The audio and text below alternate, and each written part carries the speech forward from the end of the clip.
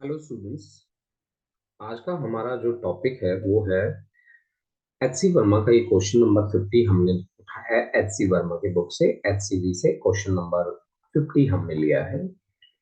50 हमने लिया है, ये बुक है हमारी एच सी वर्मा और चैप्टर है electric field and potential. Question है कि the Bob of pendulum has a mass of 40 gram and A positive charge of 4 into 10 raised to power minus 6 coulomb. It makes 20 oscillation in 45 second. Okay, जब ये free है तब ये 20 oscillation बनाता है 45 second के अंदर।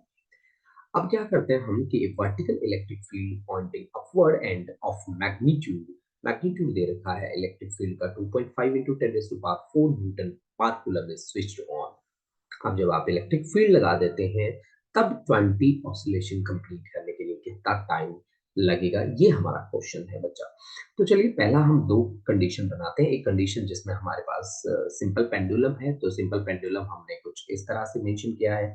ये हमारे पास है सिंपल पेंडुलम। सिंपल पेंडुलम ये इस तरह से कुछ मैं प्रेजेंटेशन देता हूँ। यहाँ हमारा ये सिंपल पेंडुलम है और जो चीज हम यहाँ से फाइंड आउट कर सकते हैं उसे हम फाइंड करके चलते हैं। सिंपल पेंडुलम, इसके फ्री ऑसिलेशन हमें दे रखा है। इसका मास हमें दिया है 40 ग्राम। 40 ग्राम इसका मास दे रखा है, हमें गिवन है। और इसके पास जो चार्ज है वो चार्ज है 4 into 10 का पावर माइनस 6 कूलम। ठीक है। It makes 20 oscillation per second. मतलब ये 20 oscillation per second in 45 second. मतलब number of oscillations, number of oscillations per unit time किसके इक्वल होता है? फ्रीक्वेंसी के इक्वल होता है per unit time. Number of oscillation हमें दे रखा है 20 और 45 सेकेंड में। तो 5 4 जा 20, 4/9 इसकी फ्रीक्वेंसी है, तो इसका जो टाइम पीरियड रहेगा वो रहेगा 9/4 सेकेंड। 9/4 सेकेंड उसका टाइम पीरियड रहेगा। अब आपको पता है कि सिंपल पेंडुलम का जो टाइम पीरियड रहता है वो रहता है t is equal to 2 pi under root L/g के बराबर। अब यहाँ से अगर आप देखें तो 9/4 that is equal to 2 pi under root L/g। यहाँ g की वैल्यू मैं ले लेता हूँ 10।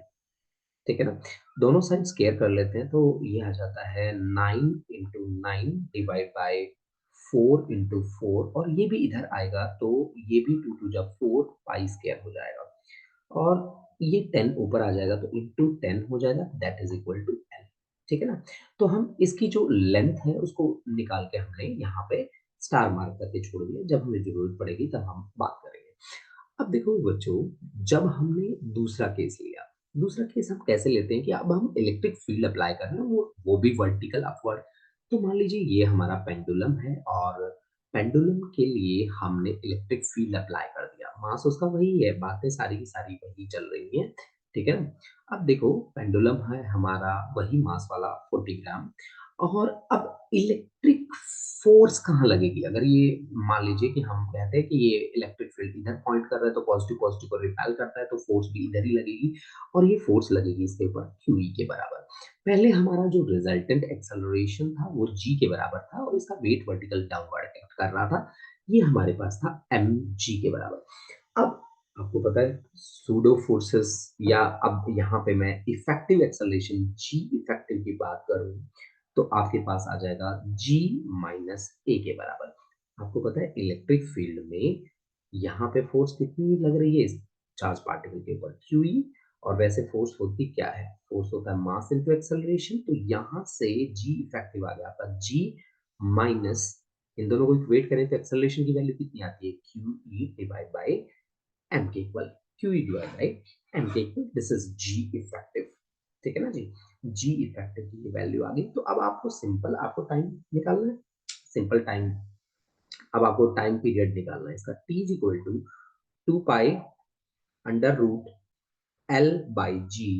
तो L/G की जगह अब आपका G इफेक्टिव आ जाएगा। अब चलिए इसको लगे हाथ हम सॉल्व कर लेते हैं। हमारे पास यहाँ पे 2 पाई और अंडर रूट के अंदर L की जो वैल्यू है वो है 9 into 9 into 10, राइट ना? हाँ, divide by 4 into 4 into 4 pi square. अच्छा, और G इफेक्टिव की जो वैल्यू बनेगी वो बनेगी जी की वैल्यू होती हमने लिया 10, क्यू चार्ज हमने लिया है 4 × 10 का पावर -6, इलेक्ट्रिक फील्ड है हमारा 2.5 × 10 की पावर 4, 10 की पावर 4, और डिवाइड बाय, ओ सॉरी, यहाँ यहाँ नहीं डिवाइड करना, यहाँ डिवाइड करना है केवल और केवल। ठीक है, यहाँ डिवाइड करना था हमें, तो हम इसको हटा देते हैं। ठीक है, ठीक है। तो इसको डिवाइड करना है हमें कितने से, मास से। मास कितना है उसका, 40 ग्राम। तो 40 × 10⁻³ तो ये आपके पास लगभग इसकी जो 10 और 6 और 3, 6 और 2, मतलब 4 और 2 6, मतलब ये जीरो हट जाएगी, ये जीरो हट जाएगी, और ये पूरा कैंसिल आउट हो जाएगा, और 4 से 4 कैंसिल आउट हो जाएगा। इसमें से 2.5 सब्ट्रैक्ट करेंगे तो हमारे पास आ जाएगा 7.5 मीटर पर सेकंड स्क्वायर। तो अब यहाँ आप वैल्यू रख देंगे किसकी, जी इफेक्टिव की। जी इफेक्टिव की वैल्यू 7.5 है बच्चा। आप इसे सॉल्व करेंगे तो 2 पाई बाहर आ जाएगा, यहाँ पे 2 पाई, और एक आ जाएगा 4, ऊपर आ जाएगा 9, और यहाँ पे बचेगा आपके पास 10 डिवाइड बाई 7.5, तो 75 कर दीजिए, पॉइंट ऊपर ले आइए। ठीक है ना। तो ये यहाँ से 2 पाई से 2 पाई कैंसिल हो जाता है, और 9/4 इंटू, इसका आ गया 10, इसका आ गया 25, 5√3, तो 5 2 10, है ना।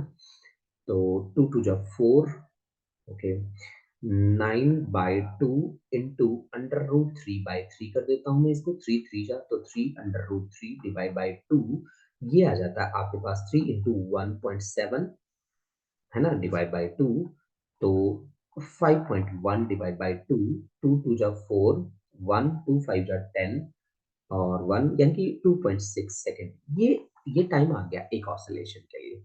एक ऑसिलेशन के लिए हमारे पास जो टाइम आया है वो आया है 2.6 सेकेंड।